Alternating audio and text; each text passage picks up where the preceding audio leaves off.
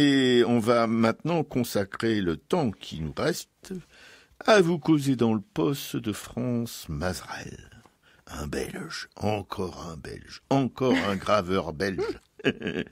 Mais alors, attention, une pointure, si vous voulez. Voilà, les Belges, ils font pas dans la dentelle quand ils s'y collent vraiment. Et avec lui, on en avance plein la gueule, mais alors vraiment plein la gueule. Voilà, c'est un immense graveur qui a consacré sa vie à graver le peuple, si on peut dire, un truc comme ça, quoi, voilà. Ouais, le peuple, à défendre la paix, à défendre des valeurs humanistes. Et merci. Un grand pacifiste, oui, ouais, tout à fait. Un très grand pacifiste qui a travaillé, enfin on va raconter ça en plus en détail, mais avec les plus grands écrivains, donc vraiment une belle personne. Les plus grands écrivains qui étaient aussi pas tout à fait pour la guerre. Pas dans les clous, ouais. Pas dans les clous non plus. Alors, on est allé à Nancy, donc parce qu'on avait effectivement vu sur notre petit truc d'info de Culture Box qu'il y avait une exposition Franz Mazerel à Nancy, dont on a relayé ici un peu les informations. Alors, il y avait deux lieux d'exposition. À l'hôtel du département et à l'Institut Goethe. Et l'Institut Goethe présentait en fait les gravures que Mazerel a fait pour illustrer la nouvelle de Stefan Zweig, La Contrainte. Donc je vais commencer en fait cette présentation par lire un extrait de La Contrainte de Stefan Zweig. Et après, on rentrera plus en détail donc dans l'œuvre de Mazerel. Dans l'œuvre de Mazerel et dans notre quête d'image de Mazerel à Nancy, qui a pas été vraiment fructueuse. Oui, on peut dire on a été déçus par ce qu'on nous a présenté, parce qu'effectivement, on n'a pas vu une seule gravure, une seule estampe originale. On n'a vu que des reproductions numériques. Quand ça marchait. Grand format. Ça, c'était un peu dommage. Bon, par contre, on a rencontré des gens adorables, accueillants, qui nous ont bien guidés dans tout ça. Et ça nous a quand même permis de travailler sur Mazerel. Donc, pour ça, c'est déjà une bonne chose, quoi. Ouais. Donc La Contrainte, en fait, c'est une nouvelle qui a été composée par Stefan Zweig en 1918.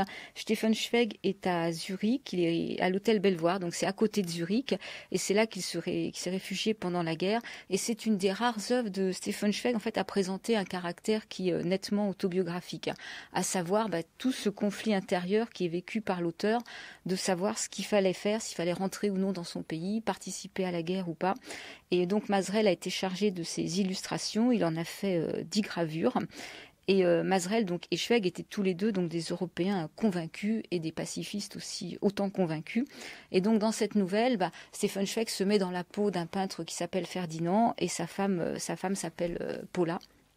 Donc ils sont dans cette maison près de Zurich. Et je vais lire le début, c'est une petite nouvelle, mais je vais lire le début pour pas avoir le dénouement tout de suite. Et donc le peintre Ferdinand reçoit sa lettre, va recevoir une lettre de mobilisation. Et ses convictions pacifistes, en fait, sont remises en question. Et on aura donc tout ce conflit intérieur entre ce qu'il doit faire, ce qu'il ne doit pas faire, et sa femme Paula, qui est son interlocuteur et qui, elle reste accrochée à ses convictions pacifistes. Alors là, c'est le début, c'est quand il va recevoir cette fameuse lettre que le facteur arrive, quoi. L'inquiétude s'empara de Ferdinand. Qui est cet étranger, se demandait-il, quelle contrainte le pousse à quitter comme moi la chaleur et l'obscurité de sa chambre pour affronter le matin?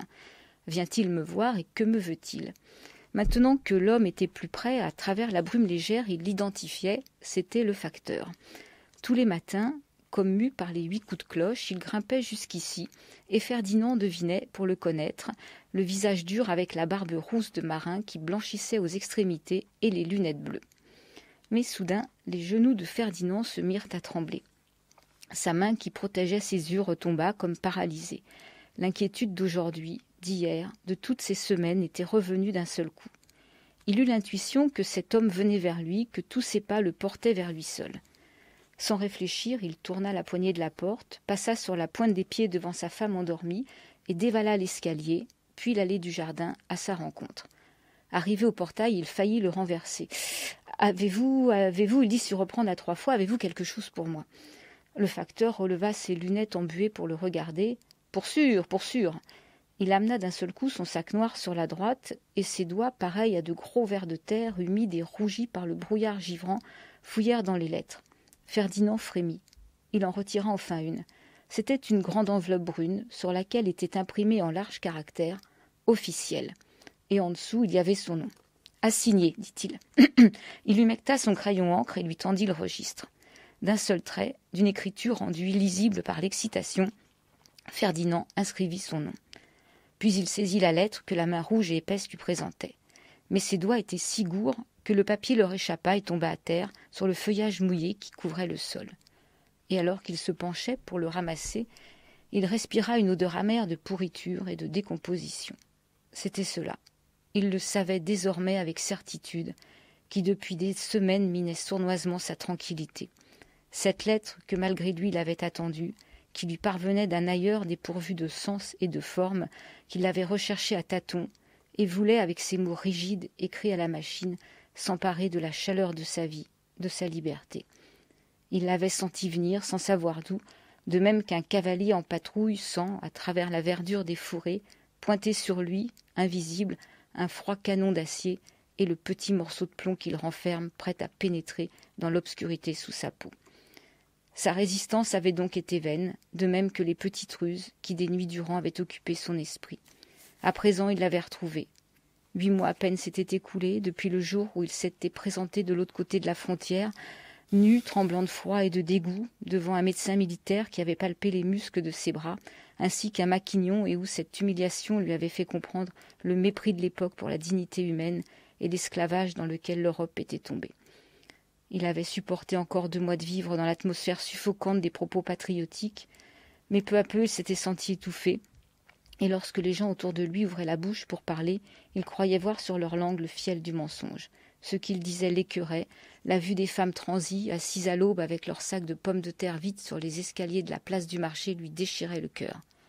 Il rôdait, les poings fermés, il se sentait devenir méchant et haineux, et il se répugnait à lui-même dans sa fureur impuissante. Il avait enfin réussi, grâce à une intercession, à passer en Suisse avec sa femme. Au moment où il traversa la frontière, le sang lui monta brusquement aux joues. Chancelant, il dut se retenir au poteau. Il venait de retrouver le sens des mots « homme »,« vie »,« acte »,« volonté »,« force », et il aspira à plein poumon l'air de la liberté. La patrie ne signifiait plus pour lui désormais que prison et contrainte. L'étranger, c'était là qu'il était chez lui. L'humanité, c'était l'Europe. Voilà, donc ça c'est le début de cette nouvelle, et donc après il y aura tout ce conflit intérieur. Ouais. Comment imaginer ces choses-là, parce que c'est et comment pouvait imaginer un homme convoqué sous les drapeaux, ce qui allait s'en suivre comme carnage invraisemblable, des millions d'hommes tués, explosés, éclatés, asphyxiés, etc. Voilà, c'est un peu ce qui va, comment dirais-je, donner à Mazrel cette force, cette dignité dans son travail et toute sa vie qui va suivre. Quoi, ouais. Voilà.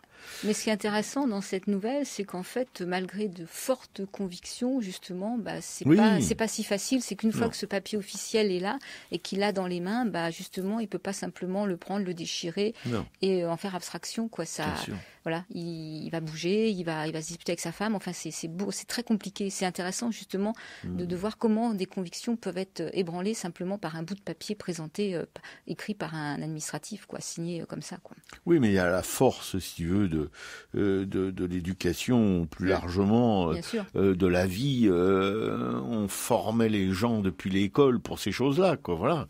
La guerre, les rois qui gagnaient des batailles. On n'a jamais dit aux gens, aux enfants, que les rois c'était des gangsters, des assassins, des pilleurs, etc., des violeurs. Voilà. Les rois, la guerre, les généraux. Bonaparte, Napoléon, des pourritures, mais on l'a jamais dit ça aux enfants dans les écoles. On les donnait en exemple aux enfants. On donnait en exemple aux enfants les pires criminels que l'humanité pouvait produire. Voilà. Alors comment, évidemment, quand on reçoit une convocation pour aller sauver la patrie, on rigole comme ça, mais il faut voir le pauvre mec qui reçoit ce petit machin, comme c'est très bien décrit dans cette nouvelle que nous a lu Piquet-Coux. Oui, alors à Nancy, en fait, cette nouvelle donc était dans un petit bouquin de poche qui rassemblait, je crois que ça s'appelle Le Grand Sommeil, qui rassemble 4 nouvelles justement autour de ces thèmes de pacifisme.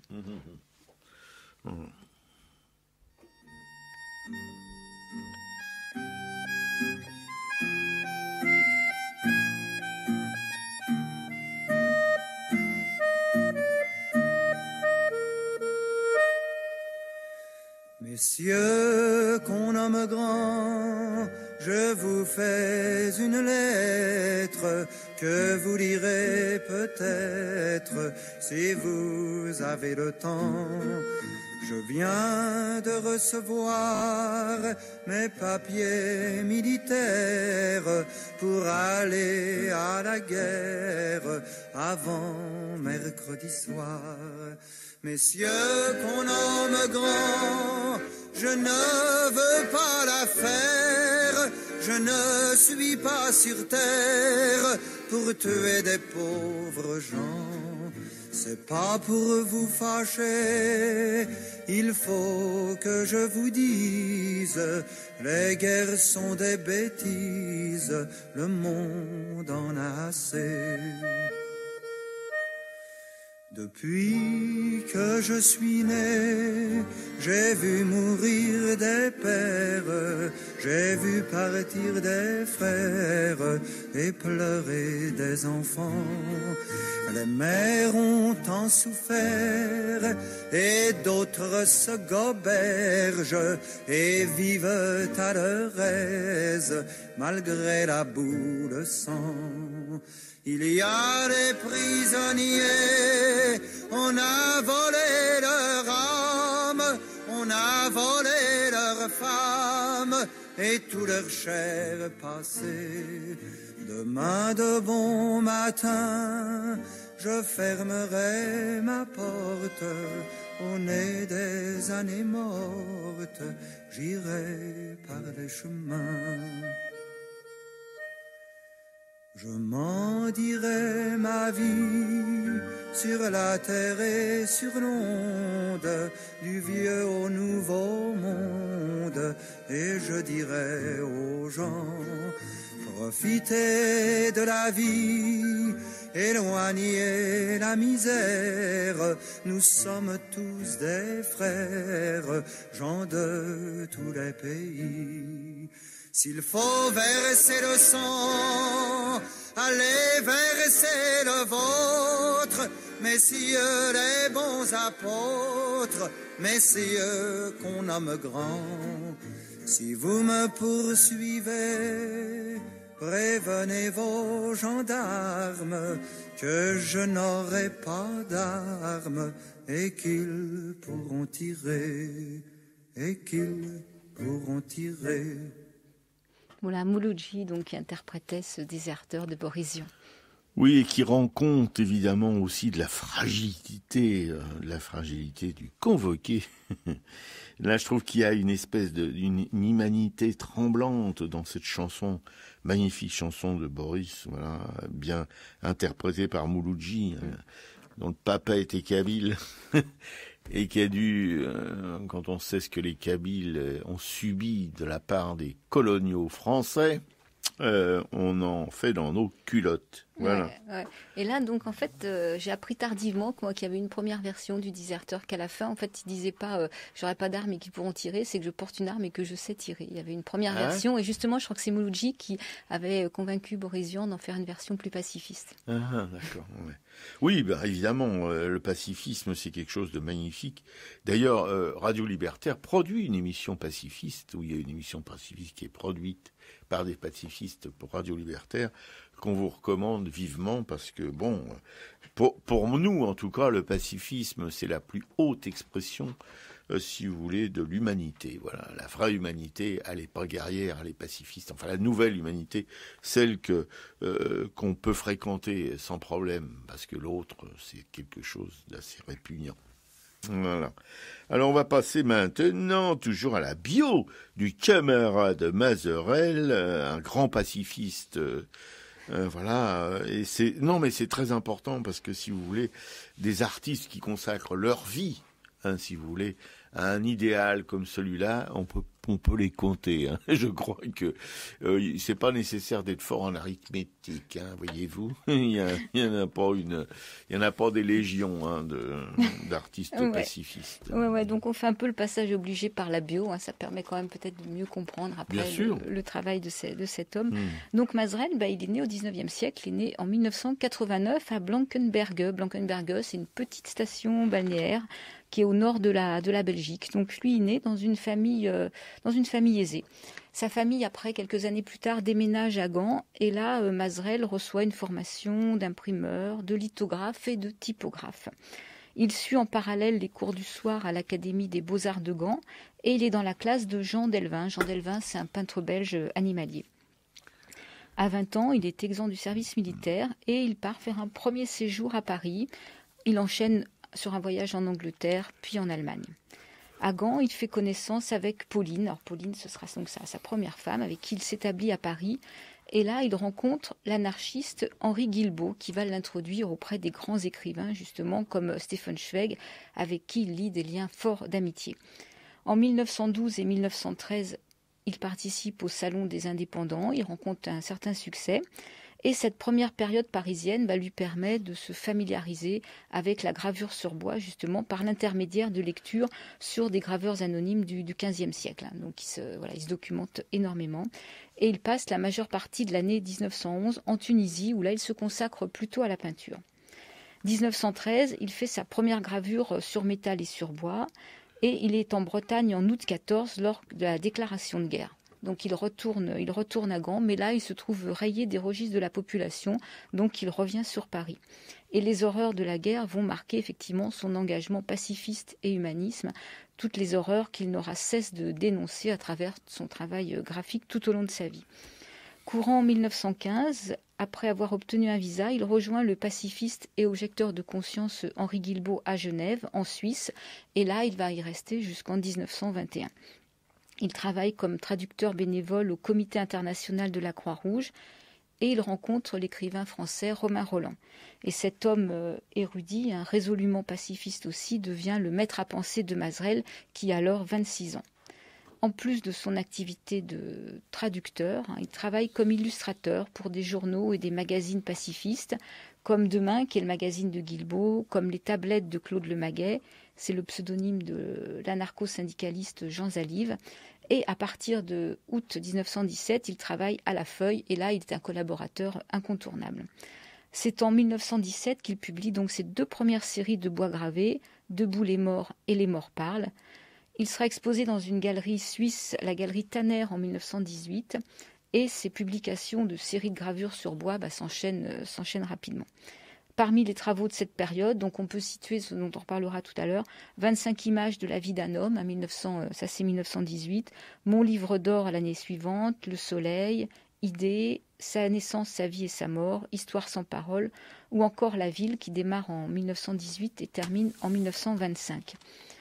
À cette époque, il fait aussi des illustrations pour des œuvres de Thomas Mann, Émile Zola, Stefan Zweig et bien plus, parce qu'on pourra lire tout à l'heure des extraits de textes sur lesquels il a fait des illustrations. En 1919, sa Première Guerre mondiale terminée, l'artiste se lance, donc en plus de son travail graphique, dans la peinture et l'aquarelle. Et il fonde cette année-là les Éditions du Sablier. Il travaille avec le romancier et poète René Arcos. Il est interdit de séjour en Belgique, donc il revient s'installer à Paris en 1901. Et là, il peint beaucoup de scènes de rue. Il voyage également à Berlin. Il rencontrera Georges Grosz, avec qui il se liera d'amitié également. Il expose à Paris et en Allemagne. Et Stefan Zweig écrit sa première monographie. Pendant les années 30, il réalise moins d'illustrations et de gravures, mais continue à peindre et à exposer. Mais son engagement pacifiste ne s'essouffle pas. Il participe au Congrès mondial contre la guerre et le fascisme à Amsterdam en 1932, en tant que co-organisateur pour la Belgique, et il continue de collaborer à des mensuels et des hebdomadaires antifascistes. Donc son œuvre est internationalement connue. Elle est largement diffusée, elle est connue en Allemagne, et à l'arrivée des nazis en 1933, effectivement, ses romans images et ses livres illustrés sont massivement confisqués et détruits. Donc son engagement social, humanitaire, pacifiste est bien entendu peu apprécié par le régime national-socialiste. Il vit la Seconde Guerre mondiale en tant qu'antifasciste, rallié à la cause de la résistance française. Et c'est une semaine avant l'élection d'Hitler qu'il va perdre Georges Grosz de vue, parce que Georges Grosz est parti se réfugier aux États-Unis. En 1938, ces toiles sont décrochées des murs des musées allemands. Elles ne seront pourtant ni vendues ni détruites. Alors avant, ils disent qu'il y a une partie détruite, donc je ne sais pas exactement ce qu'il en est de ces toiles en fait. Peu avant le début de la Seconde Guerre mondiale, Mazerel continue de créer. Il est professeur de dessin pour les ouvriers du cercle de peinture de l'Union des syndicats de la région parisienne. Il tente même de s'engager dans l'armée française, mais il est refusé en raison de son âge. Et à la mi-juin 1940, il prend la route de l'Exode et il quitte Paris avec sa femme pour se rendre à Avignon via Bordeaux et Bellac. Il tente même de fuir en Amérique du Sud. Il avait pris contact avec Louis Aragon et Elsa Triolet, mais c'est un projet qui n'aboutira pas. Et durant l'occupation, Mazrel fait tout pour éviter les nazis. Il quitte Avignon en 1943. Il part se réfugier à Montflanquin dans le Lot-et-Garonne. Puis il emménage au château de Claude Sarraut de Boisney. Il perd son ami et maître Romain Roland, qui est mort en 1944, et il accepte de diriger, entre 1947 et 1951, une classe du Centre des Arts à Sarrebruck, ville où est actuellement cette fondation Mazrel, et qui a justement, c'est en coopération avec cette fondation qu'a eu lieu ces expositions. Après, il s'installe à Nice, il y restera 20 ans. Il participera à de nombreuses expositions, il fera aussi des décors de théâtre et des costumes. Et il va travailler 2 années avec Picasso, entre 1952 et 1954, et la Belgique le reconnaît quand même comme un artiste et le nomme membre de l'Académie royale des sciences, des lettres et des beaux-arts de Belgique. Un peu lambinet, les Belges, hein. Il s'installe en 1969 à Avignon avec sa seconde femme et il y meurt en 1972 et son corps est rapatrié à Gand. Donc voilà la vie de cet homme. Oui, alors à Avignon, je vous rappellerai qu'il n'y a aucun signe qui peut dire que Mazrel a vécu là. Hein. On peut. Enfin bref, c'est France, Belgique, pour ce qui concerne Mazrel, même combat. Hein. Voilà, ces gens-là, ça importune plutôt qu'autre chose. Hein. C'est pas des œuvres à mettre dans des salons bourgeois, voyez-vous. On se demande bien qui. Enfin, il semblerait qu'aujourd'hui, il y a des collectionneurs d'estampes qui se les arrachent. Hein. Voilà, les œuvres, les bouquins, etc., qui peuvent être disséminés ici et là. Il doit y en avoir un peu partout en Europe et peut-être dans le monde même. Voilà. Mais oui, encore une fois, ces artistes atypiques, on peut le dire, atypiques au milieu artistique, qui cherchent plutôt, comment dirais-je, la fréquentation du bourgeois qui a plein de pognon pour pouvoir en grappiller les miettes. Hein.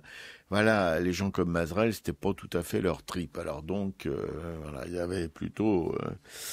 Bon, et voilà, je sais pourquoi dire. Enfin, je pourrais vous tartiner comme ça des heures de considérations oiseuses sur les relations artistes-bourgeois, mais comme me disait ma camarade, je suppose, il n'y a pas longtemps, que les artistes et les bourgeois, c'était le même combat. Toujours sympathique, ma camarade, avec les artistes. C'est pas tout à fait ce que je dis. J'ai dit qu'il y avait un paradoxe entre les artistes et la bourgeoisie, parce que les artistes ont quand même besoin de vendre leurs œuvres et que c'est quand même la bourgeoisie qui peut acheter ces œuvres-là. Donc il y a tout un débat, c'est une ouverture. Voilà. Oui, mais nom de Dieu, de pas Dieu, de ce que vous voulez. Il y a aussi l'État. Et l'État, malheureusement, oui, il achète l'État des œuvres, mais vraiment tout ce qu'il y a de pire en ce moment, voilà. Je suppose que si on avait un Mazrel aujourd'hui, l'État lui achèterait rien du tout. Les bourgeois non plus. Alors, à qui pourrait-il bien vendre son travail? À quelques amateurs de gravure. Oui, mais quelques amateurs de gravure, ça fait pas le pain de tous les jours. Hein. Bon, allez, passons. De quoi qu'on cause maintenant? J'envoie une petite musique, Robert, comme ça tu souffles. Chante une femme en Amérique. Chante en Amérique une femme à son garçon mort au Vietnam. Chante une femme à son petit, dors mon amour, dors mon chéri, j'irai à la place où tu dors, t'y bercerai jusqu'à ma mort, je t'apporterai des cadeaux, ton vieux train et ton mécano, et l'étoile en papier d'argent, dors mon amour, dors mon enfant.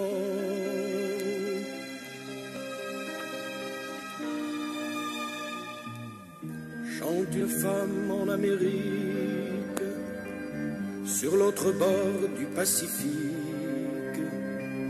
une mère au petit matin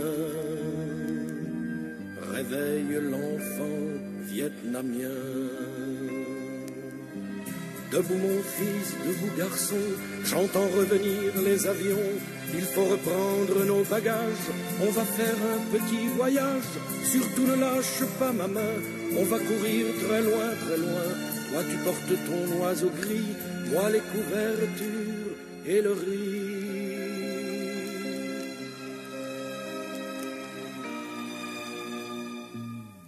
Dans son fauteuil diplomatique,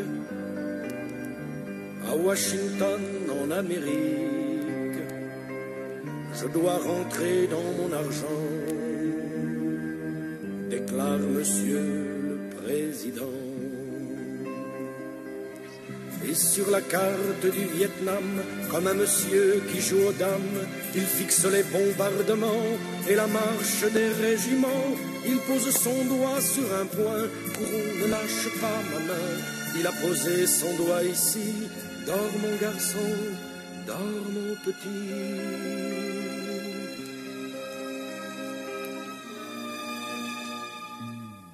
Dors mon amour, mon fils unique, chante une femme en Amérique, chante en Amérique une femme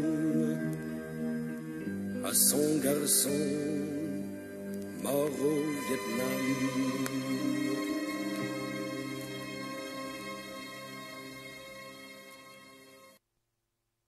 Oui, c'était Chante une femme par Marc Augeret. Magnifique chanson pacifiste, une de plus. Voilà, qui nous pose la question, l'éternelle question. À quoi ça sert tout ça?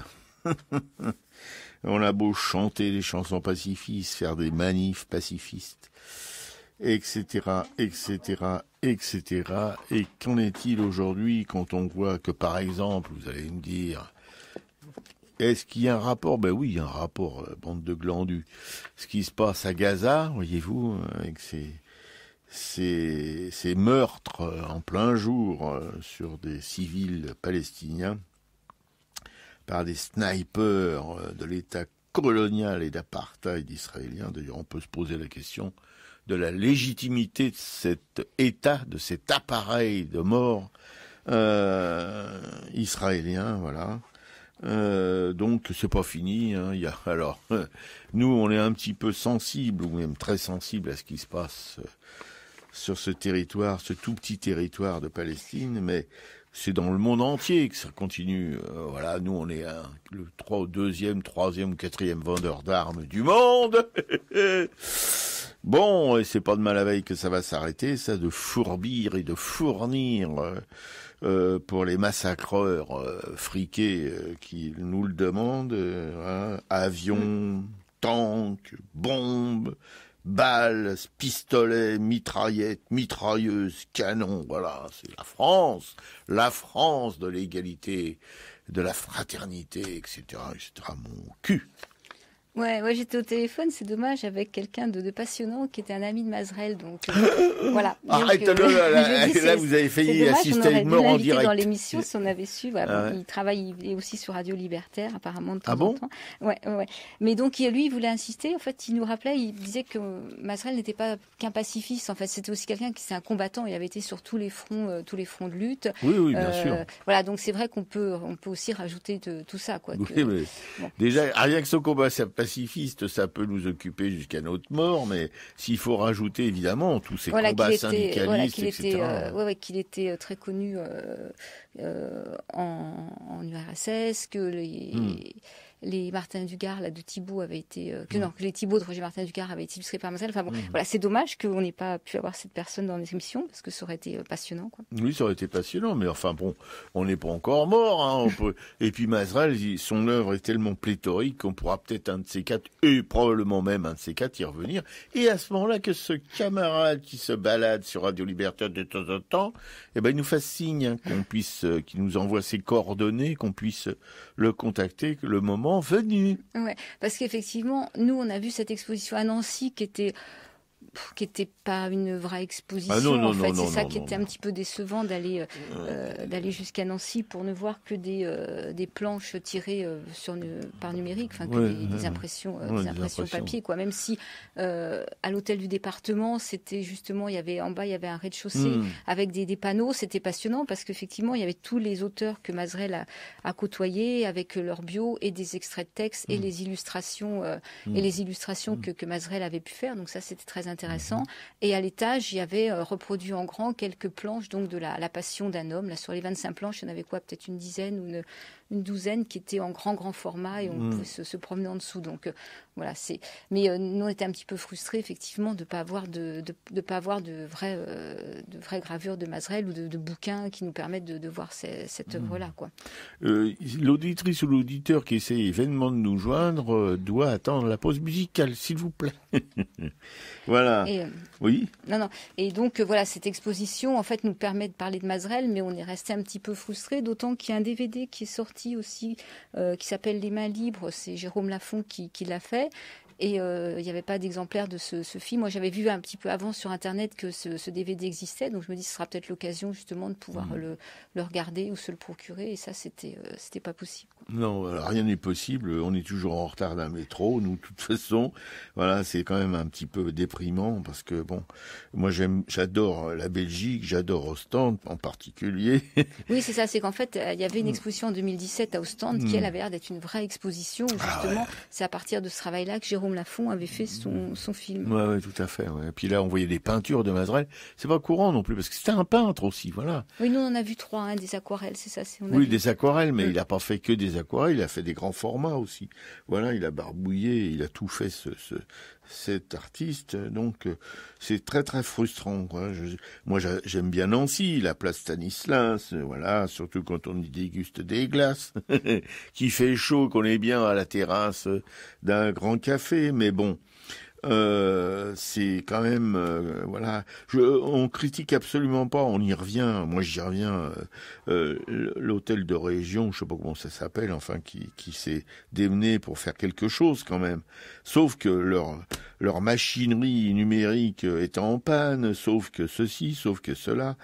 Voilà, alors évidemment ils ont des gens qui sont du musée, qui sont pas que charmants, qui sont un peu instruits de ces histoires, etc., mais qui sont complètement impuissants si les machines font la boude, font la grève, ben voilà, il y a plus rien qui fonctionne.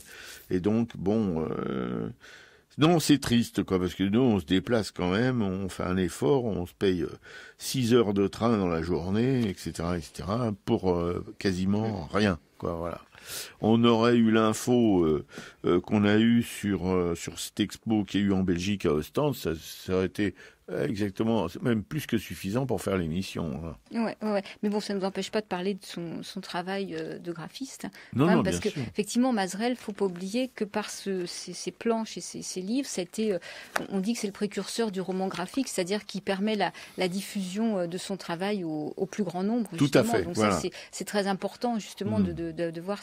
Là, toi, tu as dans ce bouquin Gravure rebelle, là, la première justement, c'est Mazerel, cette passion d'un homme. Tu as les 25 planches de cette histoire, donc je sais pas si tu veux commenter un peu les gravures et son style graphique, quoi. Mais il y a pas grand chose à commenter, sauf que dire que son style graphique est très libre, voilà. Parce que j'ai un bouquin là je crois que j'avais acheté à Publico d'ailleurs en 1971, 2011, voilà. Et là, de ce bouquin, il y a 4 graveurs sur bois. Le premier, c'est France Mazerel, La Passion d'un homme. Dans l'édition allemande de 1928, c'est sans parole, donc que ce soit allemand, anglais, français, japonais, on s'en fout. Voilà, une histoire sans parole, mais très très compréhensible, où on voit la naissance et la mort d'un homme qui, au cours de sa vie, rencontre le syndicalisme, qui est un ouvrier, d'abord un enfant qui travaille dans une menuiserie et qui se porte des poutrasses énormes, etc., sous l'œil de ses compagnons qui sont pas vraiment gracieux. Enfin, on voit toute cette vie qui commence d'ailleurs très très mal, qui avec un séjour en prison, etc., avec ce jeune homme qui devient un ouvrier et qui rencontre une nana dans une guinguette et puis qui lit et qui devient un meneur syndical. Et ce meneur syndical, évidemment, dérange terriblement. Il se fait prendre dans une rafle, comme il y en a régulièrement dans les manifs auxquels on assiste aujourd'hui, qui est jugé et qui est condamné à mort. Et la dernière image, il est devant un mur, il va être fusillé. Voilà. Et ben, c'est en plus c'est une histoire bouleversante, simplement par le drame qui est figuré par ces images toutes simples en noir et blanc. Et j'aime beaucoup Mazerel justement parce que c'est quelqu'un qui a une... Oui, la gravure, ça peut être rigide, hein. C'est quand même un moyen, vous gravez dans le bois. Le bois, c'est pas un matériau très souple. Voilà, vous avez des outils qui coupent, qui sont tranchants, etc. Et vous avez plutôt une tendance à faire des choses assez graphiquement, comment dirais-je, précis. Mazerel, pas du tout. C'est comme si gravait avec un pinceau, quoi. Parce que bon, avant de graver, il peint sur le bois les scènes qu'il va graver, et il grave directement sur ce bois peint en noir et blanc. Enfin, blanc, c'est les espaces qu'il a pas barbouillés. Et donc, c'est vraiment quelque chose, une gravure qui est magnifique, qui est sensible, qui est très libre. Voilà. Moi, c'est ce qui me touche beaucoup dans le travail de Mazerel, c'est que non seulement il a des histoires qui sont quand même, c'est pas des romans à l'eau de rose, mais en même temps, il transmet, si vous voulez, grâce à la sensibilité de son coup de gouge, des vibrations qu'il n'y a pas dans les autres. Là, il y a d'autres choses où c'est très rigide, c'est très, enfin, un travail très appliqué, vous voyez. Voilà, je voudrais pas dire Germain, mais c'est un peu ce que je pense. Voilà. Oui, avec des gravures justement qui restent en noir et blanc et des contrastes très très marqués, quoi. Oui, mais c'est le problème. Bon, la gravure sur bois, c'est bien connu, c'est le noir et blanc qui prime, avec le noir en particulier. Voilà, c'est les noirs profonds, etc. Le blanc, il arrive là-dedans par accident presque. Mais dans le cas de Mazerel, je répète parce que je le répéterai jamais assez. Je crois que c'est le plus important dans son style, c'est que c'est un style de gravure libre. Voilà, c'est pas un graveur coincé, voyez-vous. Il fait sa gouge, elle déménage, elle est pas là en train de suivre un dessin précis presque au compas et à la règle. Non. Paf, il attaque le bois comme ça, voilà, le copeau, ça vole, et ça nous touche parce que c'est sensible, justement. Et nous, vous savez, dans cette émission, on privilégie la sensibilité plutôt que l'intellect pour la production artistique. Ouais. C'est pour dire que les artistes doivent être forcément des gros beaufs, hein. Non, pas du tout, mais enfin bon, voilà. Ouais, donc dans ces gravures, justement, nous on a vu, il y avait pas mal aussi de, je sais plus avec quelle œuvre il avait illustré, mais il y avait des monceaux de cadavres, je sais pas si tu te rappelles, cette espèce de charnier qu'il y avait là. Oui, ça, il est question charnier, il est aussi, il est pas mal, voilà. Mais bon, c'est pas non plus comment dirais-je, il faut pas voir non plus dans son travail que le côté noir. C'est un petit peu rigolo, mon histoire. Enfin, peut-être que vous goûtez pas tout à fait mon humour, je peux le comprendre, mais bon, voilà, il a aussi dans ses romans graphiques des histoires plus humaines, moins dramatiques, mais toujours quand même au plus près de la culotte du peuple, voyez-vous. Voilà, ouais, parce que justement, dans la petite vidéo, là où Jérôme Lafont parle de son travail sur Mazerel, il est devant cette exposition à Ostende et devant cette gravure qui est gigantesque. Géante, ouais. Et là, effectivement, il y a un couple qui est en train de lire, et un immense soleil derrière qui diffuse toute cette lumière.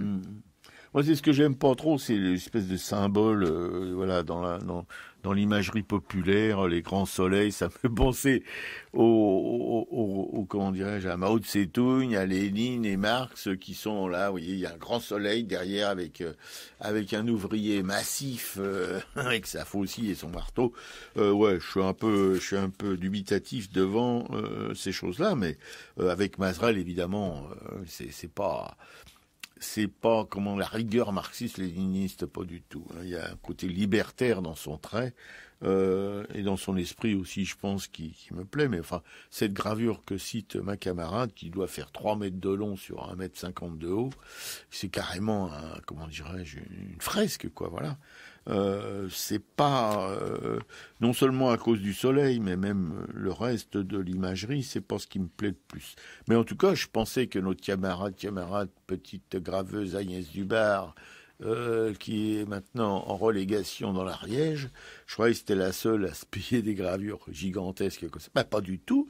Elle avait un ancien, Mazrel, qui lui aussi, bien avant elle, s'est lancé dans la gravure monumentale, voyez-vous. Ouais. Et Mazrel avait aussi pensé qu'un artiste devait justement s'engager dans son œuvre, quoi. Que c'était important en tant qu'artiste de prendre d'être engagé, quoi. Oui, ce qui manque vraiment aujourd'hui dans la création artistique contemporaine, c'est bien entendu, c'est surtout l'engagement, quoi. Voilà, je parle l'engagement politique, l'engagement syndicaliste, ou l'engagement tout simplement humain, mais aux côtés de ceux qui ont besoin qu'on les soutienne, qu'on parle d'eux, etc. Il y a un lumpem prolétariat en France qu'on n'imagine pas. Il y a quand même encore 10 millions d'ouvriers en France. Et si vous en foutez plus 10 millions d'employés, ça fait 20 millions, parce que le sort des employés est pas beaucoup plus brillant que celui des ouvriers, hein, voyez-vous. Surtout quand on voit parce que quand on voit ces manifestations aujourd'hui, ces grèves, etc. Qu'utilise le gouvernement pour les décrédibiliser, parce que ça nuit au travailleur qui veut aller gagner ses sous, hein, et il est c'est bien légitime, mais qu'il faudrait qu'ils se disent, le travailleur, c'est que ces grèves, ça peut lui servir aussi à lui. Parce que c'est pas en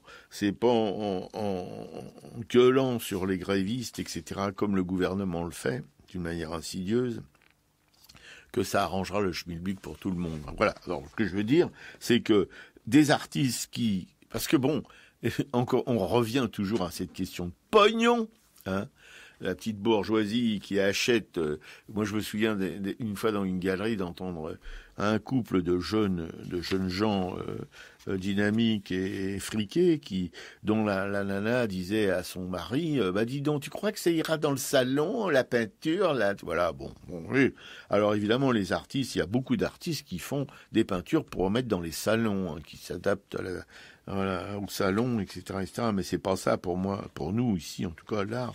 L'art, ça a une fonction beaucoup plus importante, quasiment éducative, en tout cas informative, sur les vrais enjeux, les vrais problèmes humains que pose cette civilisation aujourd'hui. Et il y en a vraiment des choses énormes, comme il y en avait au début du 19e ou à la fin du 19e siècle plutôt. Voilà, on est dans le même genre de trip, différent évidemment.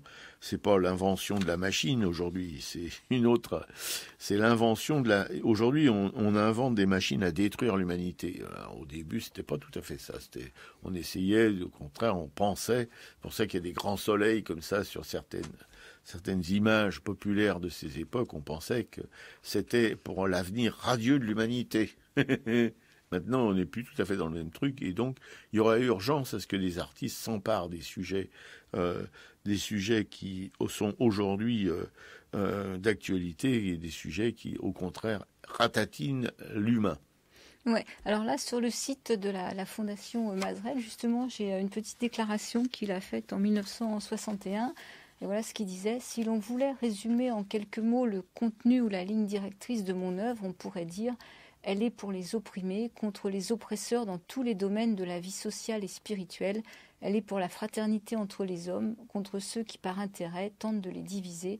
Elle est pour ceux qui désirent la paix et contre les fauteurs de guerre. Voilà. On est au cœur du sujet, et c'est ça qu'ici, dans cette émission, consacrée en partie à l'art, on défend bec et ongles. Voilà, alors nous, c'est vrai que malheureusement, on n'a pas pu se procurer le catalogue de l'exposition.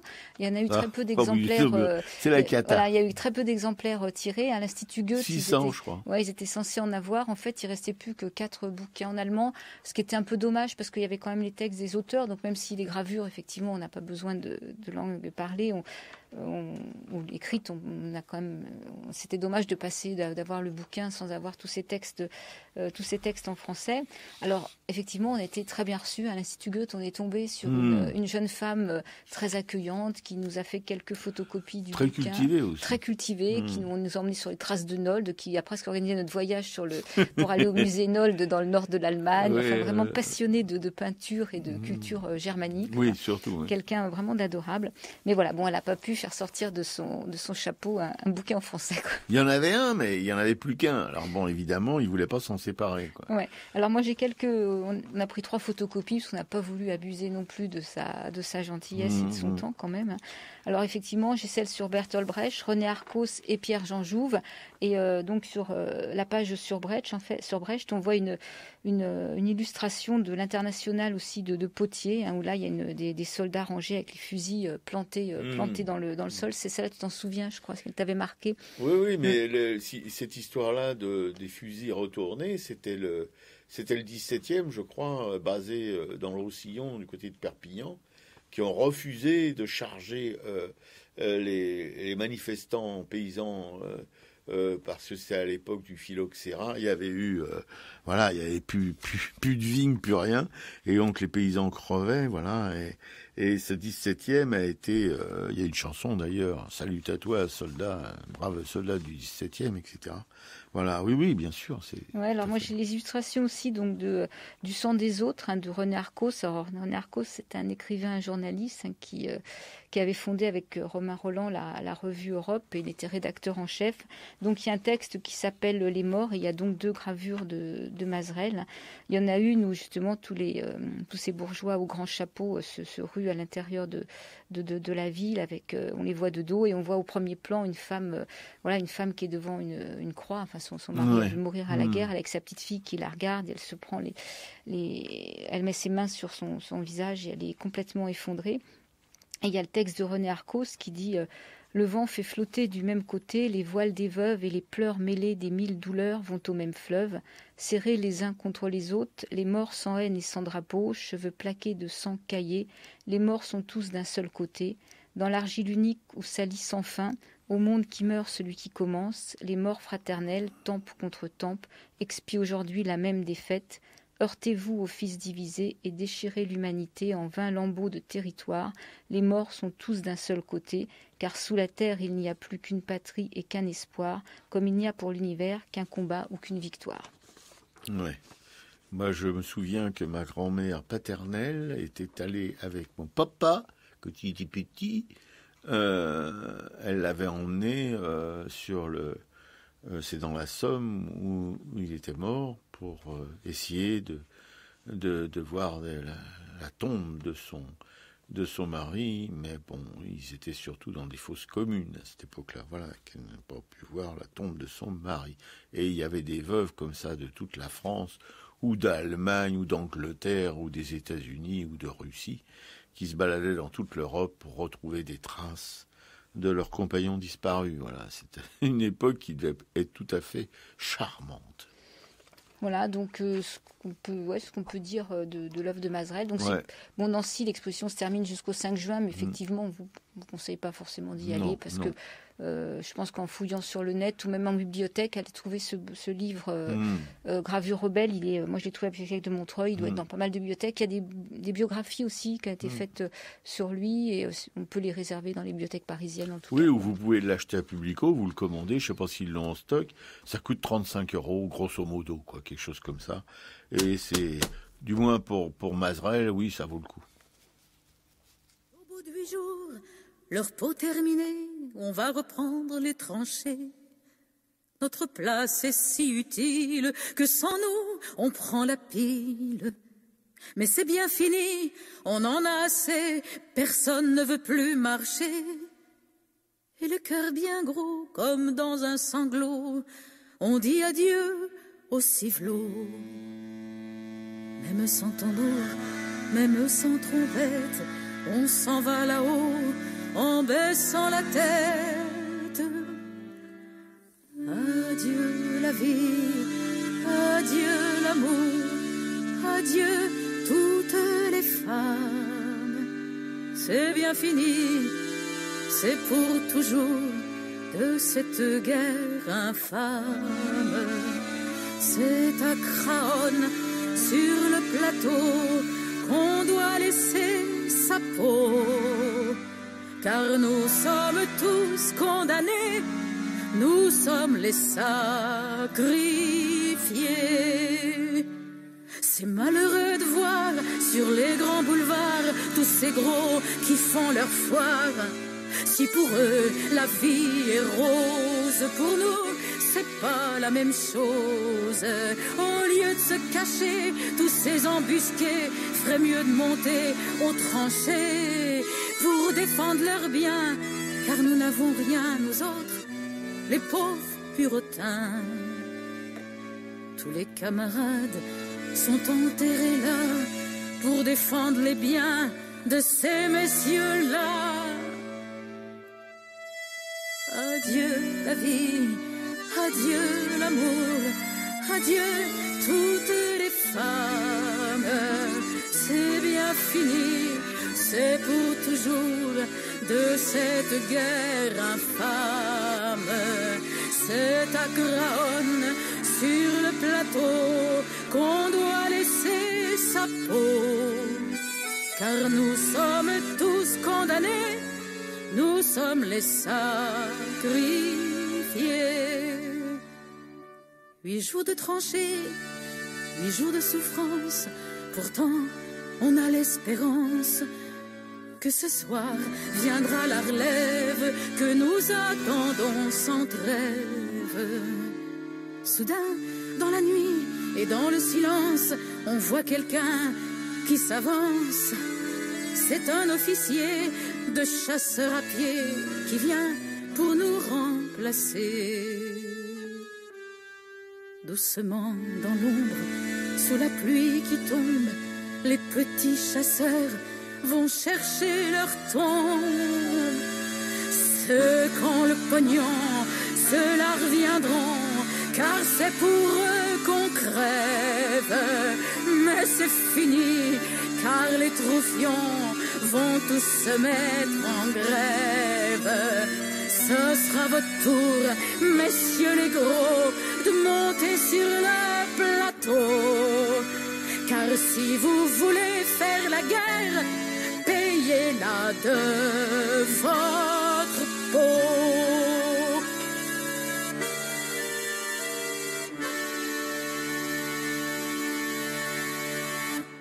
Craonne, interprété par Michel Bernard. Et voilà, vous êtes toujours sur Radio Libertaire, la voix sans Dieu, sans maître et sans publicité, la voix de la Fédération anarchiste. L'émission Araka qui va se faire ses beaucoup. Pour France Mazerel, c'est Capoute. Et on va tout de suite poursuivre avec les expositions, justement, en commençant par celle de France Mazerel à Nancy. Oui, sauf que comme elle s'arrête le 5 juin et Ouais. qu'il n'y a pas grand-chose à voir, non. Sauf si vous habitez à Nancy. Voilà, sauf si si vous êtes à Nancy ou de passage à Nancy, là, il faut aller à l'hôtel du département et à l'hôtel département et à l'Institut Goethe. L'Institut Goethe. Voilà. Sinon, alors dans les expositions, on peut rappeler celle dont on a parlé la semaine dernière. C'était Pointe-et-Burin à la Fondation Taylor pour découvrir le travail de notre graveur belge Thierry Morciot et de toute une bande de graveurs belges contemporains aussi qui valent le détour. Donc, foncez, c'est 1 rue La Bruyère, c'est dans le 9e arrondissement, c'est au métro Saint-Georges et c'est jusqu'au 9 juin. Oui, je pense d'ailleurs que France Mazerel ne serait pas déçu par ces jeunes graveurs belges. Il y a plein d'énergie, il y a plein de choses. Il y a aussi des graveurs invités par Pointe-et-Burin. Et comme le disait notre copine Florence, au 4e étage, il y a une exposition sur des reliures de livres dont on avait oublié de mentionner. Oui, mais parce que Florence, elle est elle-même relieuse, alors évidemment, elle prêche pour sa chapelle. Voilà. Et au 5e étage, il y a une exposition d'un peintre qui s'appelle Nicolas Ekman et qu'on a zappé. Il y a aussi, alors comme exposition, il y a Julien Signolet, qui est notre sculpteur voisin de radio. Enfin, il nous appartient pas, hein, mais Qui bon. expose au Parc Floral. C'est une exposition qui s'appelle MU, c'est de la sculpture sur bois. Donc c'est jusqu'au 26 juin au Parc Floral de Paris. MU, M-U. Voilà, on l'a toujours pas rencontré, donc on ne peut pas savoir ce que veut dire mu en japonais, car comme c'est un passionné du Japon, ça doit avoir probablement une signification Probablement. sur le symbolisme Japonais.